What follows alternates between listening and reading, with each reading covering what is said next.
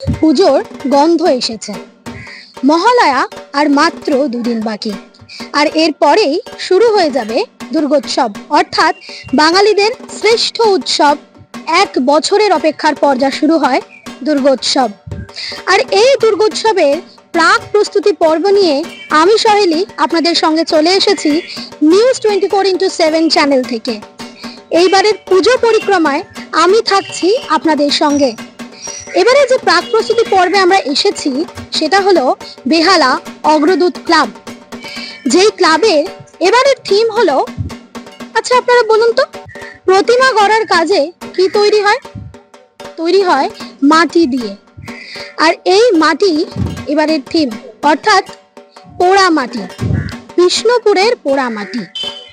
আর তাদের এবারে 75তম বর্ষপূর্তিতে যে থিম তা হলো আধুনিকতার ছোঁয়ায় বিষ্ণুপুরের সাবেকিয়ানায়। আর ঠিক এই সাবেকিয়ানা কিভাবে বিষ্ণুপুরের সংস্কৃতি ঐতিহ্য যেই সাবেকিয়ানার সঙ্গে জড়িত, তা কিভাবে আধুনিকতার ছোঁয়ায় ছুঁয়ে গেল, তাই আমরা জেনে নেব এখানকার দলীয় সদস্যদের থেকে। অগ্রদূত ক্লাবের যিনি সদস্য রয়েছেন তার সঙ্গে আমরা কথা বলে নেব, যিনি এই গোটা মঞ্চসজ্জা করছেন, এই গোটা থিমের যিনি উদ্যোক্তা বা যিনি ডেকোরেটর, আমরা তার সঙ্গে কথা বলে নেব। নমস্কার, আমি এটাই জিজ্ঞেস করবো, এই যে থিম আমরা তো এত দেখি, এই যে দক্ষিণ কলকাতার এত থিম রয়েছে, এই যে থিমগুলো, এই থিমের ভাবনা অনেক জায়গা থেকে আসে। আচ্ছা, আপনার মাথায় বা এই যে সবার মধ্যে, এই যে সবার প্রত্যেকের মধ্যে যে ভাবনাটা রইলো বা এলো, সেটা কিভাবে এলো?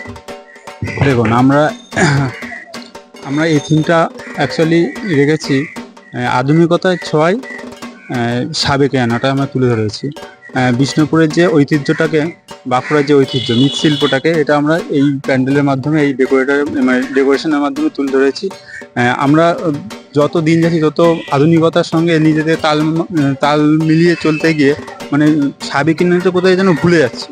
তাই সেই আমরা 20 বছর 50 বছর পিছিয়ে যে সংস্কৃতিটা ছিল বাঁকুড়াতে বা বিষ্ণুপুরে, ওই সাবেকিয়ানাটাকে আমরা তুলে ধরার চেষ্টা করেছি। তো এখানে পুরোপুরি এটা ইকো ফ্রেন্ডলি আছে, এখানে কোনো মানে পরিবেশ বান্ধব যা কিছু আছে সব কিছু।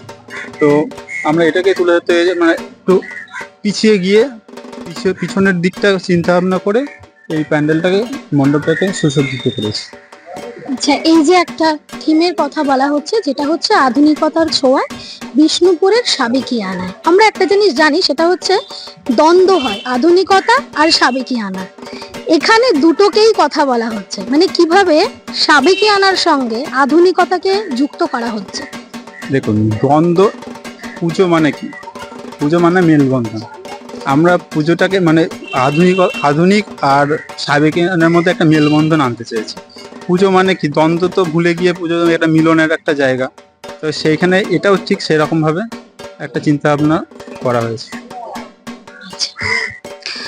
তো আমরা জেনে নিলাম এখানকার যিনি পুরো দায়িত্বে রয়েছেন, অর্থাৎ থিমের সজ্জার যিনি দায়িত্বে রয়েছেন, তার সঙ্গে আমরা কথা বলে নিলাম থিমের বিষয় নিয়ে। এবার আমরা আরো একজন সদস্যের সঙ্গে কথা বলে নেব, যিনি আমাদেরকে বলবেন এই গোটা থিমের বিষয়ে আরো কিছু বিশদে তথ্য। আমরা আরো দুজন সদস্যের সঙ্গে, আরো 3জন সদস্যের সঙ্গে কথা বলে নেব, যারা এই থিমের বিষয়ে আমাদেরকে আরো বিস্তারিত কিছু বলবেন। আপনার নামটা জানতে চাই। দেবব্রত ভট্টাচার্য। আচ্ছা, আপনি এখানকার সদস্য। আচ্ছা, এই থিমের বিষয়ে উনি যেরকম বললেন যে আধুনিকতার সঙ্গে একটা সাবেকিয়ানার দ্বন্দ্ব নয়, মিল দেখানো হয়েছে, কারণ পুজো মানেই মেলবন্ধন। এই বিষয়টা যদি আরেকটু বলেন। ব্যাপারটা হচ্ছে মেলবন্ধন কিরাম, যে আমরা যেহেতু আমরা পাড়া ভিত্তিক বারোয়ারি ভিত্তিক পুজো করি, আমরা সবাইকে নিয়ে পুজো করতে ভালোবাসি। কারণ এখানে কোনো বিভেদ নেই যে একটা থিমের পুজো হলে কি হবে, অনেকে আসতে পারে না, একটু সমস্যা ক্রিয়েট হয়। তো এখানে কি আমরা এমনভাবে পুজোগুলো করি যাতে সবাইকে নিয়ে আমরা চলতে পারি। এখানে বাচ্চা থেকে বয়োজ্যেষ্ঠ সবাই আসে, আনন্দ করে, পুজোটাকে সব ক্ষেত্রে এনজয় করে। এই যে 4টে দিন বাঙালির শ্রেষ্ঠ উৎসব, যারা আমরা সবাই মিলে একসাথে লড়ে আমরা এই কাজগুলো যেরকম করি, আনন্দ সেমভাবে আমরা এখানে উপভোগ করি। সেই কারণে আমরা এই পুজোগুলোকে এত সুন্দরভাবে আমরা উপভোগ মানে আপনাদের কাছে প্রদান করতে পারছি, আর কিছুই না। আর আমাদের সাথে দেখুন এই সব সদ্য বাচ্চা ছেলেরা যারা আজকের জেনারেশন থেকে উঠে আসছে, এ একদম আমাদের সাথে ছোট, এ দেখুন আরো ছোট, সবাইকে নিয়ে আমরা একসাথে কাজ করছি বলে এই পুজোটা আজকে এত ভালো জায়গা তৈরি করতে পারছি। আর আপনাদের মাধ্যম দিয়ে আমরা দর্শকদের জানাতে চাই যে পুজো মেলবন্ধনের পুজো, সবাই আনন্দের পুজো, সবাই মিলে আসুক, আনন্দ করুক, কোনো দ্বন্দ্ব না রেখে সবাই একসাথে একত্রিত হয়ে আমরা পুজোটাকে আনন্দ করি। 4 দিন বাঙালির শ্রেষ্ঠ উৎসব আমরা যাতে হই হই করে কাটাতে পারি, কোনো দুঃখ দ্বন্দ্ব ঝগড়া না রেখে। একদম এটাই।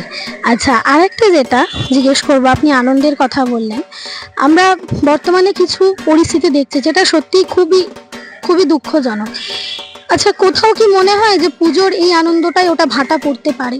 দেখুন এটা তো সবটাই মানুষের মানে চিন্তা ভাবনা, সবাই অবভিয়াসলি একটা খুব বাজে খুব খারাপ একটা ঘটনা ঘটে গেছে, যেটা একটা ভালো জায়গায় এটা হওয়া উচিত নয়, একটা ইনস্টিটিউশনে এটা তো হওয়া একদমই উচিত না। সেখান থেকে অবভিয়াসলি অনেক মানুষের মনে এখন ভাটা পড়েছে।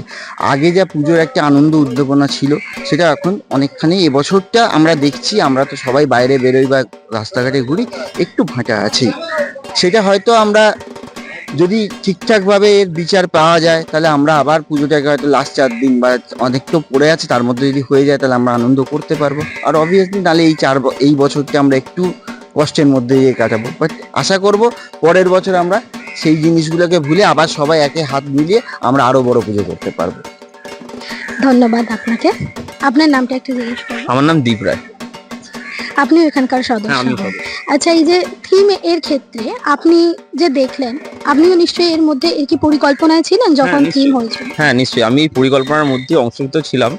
তো আমাদের এই পরিকল্পনার মেন উদ্দেশ্য হচ্ছে যে আমরা পশ্চিমবঙ্গের হারিয়ে যাওয়া যে স্থাপত্যগুলো বা যে হাতের কাজ, মাটির কাজ, সাথে এই বাঁশ দিয়ে টেরাকোটার কাজ ইত্যাদিকে নিয়ে আমরা আধুনিকতার সাথে মেলবন্ধন খাইয়ে এই থিমটা আমরা এবারে তুলে ধরার চেষ্টা করছি সমস্ত পল্লীবাসী বৃন্দকে এবং পুরো কলকাতা শহরকে আমরা এই উপহারটা দিতে চাই। কারণ এই বছর তার থেকে বড় কথা, আমাদের এই বছর 75তম বছরে আমরা পা দিয়েছি। তো আমাদের পুজোটাকে এবার আমরা একটু বেশি বড় করে করতে চাইছিলাম। সেই কারণে আমরা বিষ্ণুপুর থেকে, বাঁকুড়ার থেকে, পুরুলিয়া থেকে বিভিন্ন ধরনের শিল্পীদের নিয়ে এসেছি এবং সাথে যিনি আমার প্রথমেই আপনার সাথে কথা বললেন, তিনি এই প্রকল্পটাকে বাস্তবায়িত করতে আমার সাহায্য করছেন। তো আমাদের কাছে মানে আপনাদের কাছে আবেদন যে আপনারা আমাদের পুজোটাকে আরো বড় করে তুলে ধরুন, যাতে পুরো পশ্চিমবঙ্গের লোক আমাদের এই পুজোটাকে দেখতে পারে এবং উপভোগ করতে পারে। আচ্ছা, আমরা সাবেকিয়ানা মানে কিন্তু উত্তর কলকাতা বুঝি, দক্ষিণ কলকাতাতেও সাবেকিয়ানা কিন্তু আসছে। তাহলে এবারে কোথাও গিয়ে কি ওই আগের মতনই যে মনে হয় যে এই সাবেকিয়ানার জন্য যারা উত্তর কলকাতায় খুব পছন্দ করেন সাবেকিয়ানা, তারা এই মণ্ডপে আসতে পছন্দ করবেন? দেখুন, কলকাতা এটাই আমাদের কাছে সব থেকে বড় জায়গা। উত্তর দক্ষিণ পূর্ব পশ্চিম এটা কলকাতা নয়, ঠিক আছে? সেটা আমরা নিজেদের মতন একটা মানে যা নিজেদের থাকার বাসস্থান হিসেবে আমরা আলাদা ভাগ বাটোয়ারা করে নিচ্ছি। হ্যাঁ, এটা ঠিক কথা যে উত্তর কলকাতায় হয়তো সাবেকিয়ানাটা বেশিভাবে প্রচলিত, কারণ উত্তর কলকাতা হচ্ছে আদি কলকাতা। সেইখানে মানে পুরোনো দিনের যত সমস্ত মানুষেরা রয়েছেন যারা বনিতি পুজো করে এসছেন, তারা কিন্তু এই সাবেকি ব্যাপারটাকে তুলে ধরেছে। দক্ষিণ কলকাতা বা উত্তর কলকাতার যে পাড়াগুলো, তারা পাড়াভিত্তিক বা বারোয়ারি পুজো করতে গিয়ে সেটা সাবেকি পুজো আর সেটা হয়নি, সেটা কোনোভাবে সাবেকির থেকে একটু বাইরে বেরিয়ে আধুনিকতার মেলবন্ধন খেয়েছে। তা আমরা সেই দুটোকে একসাথে এক জায়গায় এনে এই স্থাপত্যটা করতে চাইছি, যেটা আমাদের অগ্রদূত ক্লাব এবারে তুলে ধরেছে আধুনিকতার ছোঁয়ায় বিষ্ণুপুরের সাবেকিয়ানায়। একদম। তো আমরা দুজন সদস্যের সঙ্গে কথা বললাম, আমরা দেখলাম যে বিষ্ণুপুরের যে সাবেকিয়ানা, কলকাতার সাবেকিয়ানা, এই জিনিসটার মধ্যে তারা কোনো পার্থক্য রাখতে চাননি। কারণ বাঙালি মানেই ঐতিহ্য আর সংস্কৃতির মিশ্রণ। ঠিক এই কারণেই কিন্তু বেহাল আর অগ্রদূত ক্লাব এবারে নিয়ে চলে এসেছে তাদের থিম, যেটা হলো সাবেকিয়ানা। এই সাবেকিয়ানার থিমেই কিন্তু তারা কোথাও না কোথাও নিজেদের বাজিমাত করার চেষ্টা করতেই পারেন। আমরা কথা বলে নিলাম ক্লাবের যিনি থিমের মণ্ডপ শিল্পী রয়েছেন মিন্টু সাধুকা, তার সঙ্গে, এবং ক্লাবের আরো বেশ কয়েকজন সদস্যের সঙ্গে। এরপর আমি আমার ক্যামেরা পার্সন বিরাজকে বলবো যে পুরো মণ্ডপটা আরেকবার একটু ঘুরিয়ে দেখাতে, যার মাধ্যমে দর্শক আমাদের পুরো প্রস্তুতি পর্বটা দেখতে পারেন।